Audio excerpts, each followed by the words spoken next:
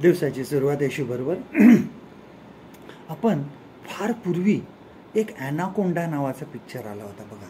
त्यामध्ये एका प्रचंड अजगराविषयी तो चित्रपट होता आणि तो मनुष्यांना गिळून टाकत असे.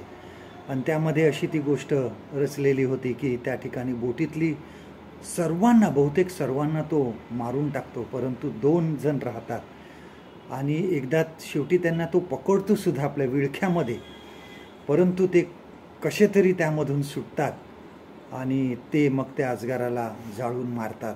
अशी ती स्टोरी आहे. आपण बघतो की त्या अशा विळख्यामधून मनुष्य बाहेर पडणं हे खूप कठीण आहे, परंतु प्रभू येशू ख्रिस्त हा मृत्यूच्या विळख्यातून सुटला होता. मृत्यूच्या जो विळखा आहे त्याच्यातून तो निसटला होता आणि त्याने मृत्यूवर विजय मिळवला होता. क्रूसावर त्याचं मरण हे जे आहे हे मनुष्य मात्रासाठी अगत्याचं होतं, हे होणं गरजेचं होतं. त्यावेळेस त्याने मृत्यूवर विजय मिळवला. 3ऱ्या दिवशी तो मरणातून पुन्हा उठला. त्याने सर्व शिष्यांसोबत काही दिवस त्या ठिकाणी घालवले आणि सर्वांच्या देखत तो स्वर्गामध्ये घेतला गेला. आपण त्याला मरण आले, पण देवाच्या शक्तीने मृत्यूला हरवले. अरे मरणा तुझी नांगी कुठे, अरे मरणा तुझा विजय कुठे.